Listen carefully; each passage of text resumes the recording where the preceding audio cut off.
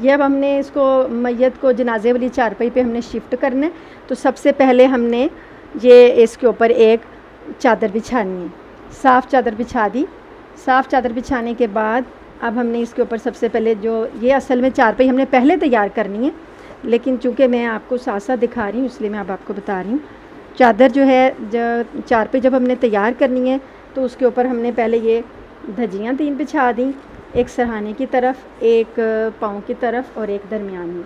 ये 3 धज्जियाँ बिछानी है। उसके बाद जो सबसे बड़ी चादर है लिफाफा, ये अब ये लिफाफा बिछा दिया। उसके बाद सीना बंद आएगा। सीना बंद जो है वो चौड़ाई की तरफ से आपको बताया था कि 2 गज़ होना चाहिए। ये सीना बंद जो है वो। उसके बाद इज़ार, अब हमने इस पे इज़ार बिछा दिया। इज़ार के बाद हमने कफनी या कमीज़, ये कफनी जो है इसका जो आधा हिस्सा है वो नीचे और आधा हिस्सा ये फ़ोल्ड करके सरहाने की तरफ हमने रख लिया। और ये इसके ये दुपट्टा है, जो हमने इसे दुपट्टा उड़ाना है। ये दुपट्टा भी ये हमने नहलाने से पहले जो है मैयत की चारपाई तैयार करनी होती है, तो वो ये दुपट्टा इसके नीचे ये सरहाने की तरफ रखती है। अब हम मैयत को इस कफन के ऊपर इस तरह रखेंगे, इस तरह शिफ्ट करेंगे। ये जो चादर थी ये इस तरह हम शिफ्ट करेंगे। तो अब ये चादर को इस तरह इसको करवट दिला के सारी इधर को इकट्ठी कर देंगे। इकट्ठी करके ये करवट दिला के तो इधर से हम आहिस्ता आहिस्ता सारी खींच लेंगे जो नीचे बिछाई थी। अब ये जो ऊपर है सतर वाली चादर है ये अभी रहेगी। और हम सबसे पहले अज़ाए सजदा पर इतर जो है वो लगाएंगे, खुशबू लगाएंगे।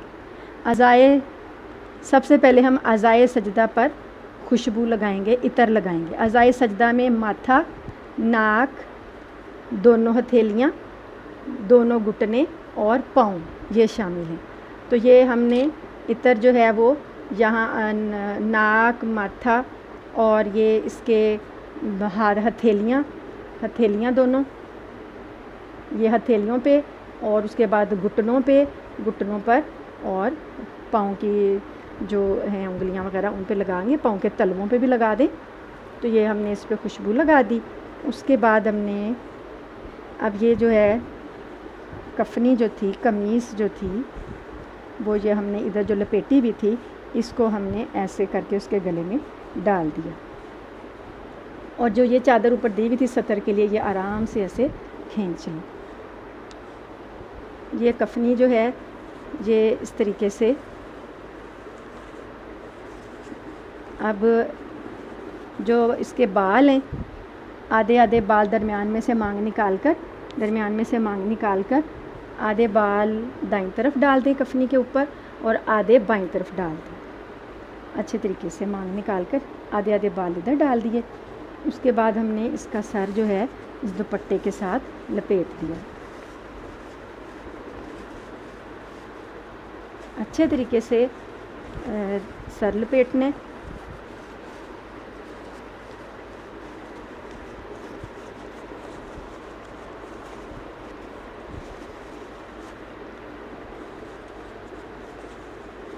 ठीक है, ये और इसकी करवट दाईं तरफ वो कर दी, किबले की तरफ। उसके बाद अब हमने ये जो इसका नहीं आएंगे, अब ये हमने जो रैप करना है बिल्कुल ऐसे ही करना है जैसे नमाज में हम हाथ बांधते हैं, बायां नीचे और दायां ऊपर। ये दाईं साइड है तो ये बाईं साइड है। बाईं साइड को इस तरीके से ये ऊपर नीचे जाएगी और ये दाईं साइड जो है ये इसके ऊपर आएगी। उसके बाद ये सीना बंद है। सीना बंद भी बाईं यूँ रैप हो जाएगा जैसे बच्चे को रैप करते हैं कि करवट के नीचे जाएगा, करवट के नीचे ये चला गया सीना बंद। उसके बाद ये दाईं साइड जो है ये इसके इस तरह से ऊपर आएगी। और इसी तरीके से ये जो है ये देखें सीना बंद के बाद अब हमने लिफाफा लपेटना है। लिफाफा भी ऐसे पहले बाईं करवट जो है वो नीचे जाएगी, बिल्कुल अच्छे तरीके से ये नीचे कमर तक आ गया इस तरीके से, और फिर ये जो दाईं करवट है ये ऊपर आके ये भी कमर के नीचे तक ऐसे रैप हो जाए। ठीक है, यानी ये इतना चौड़ा कफन होना चाहिए, इतनी चौड़ी चादर होनी चाहिए कि अच्छे तरीके से ये करवट जो है वो रैप हो जाए। उसके बाद अब मैयत का चेहरा थोड़ा सा खोलने के लिए, ये अगर अभी थोड़ी देर के लिए खोल लें,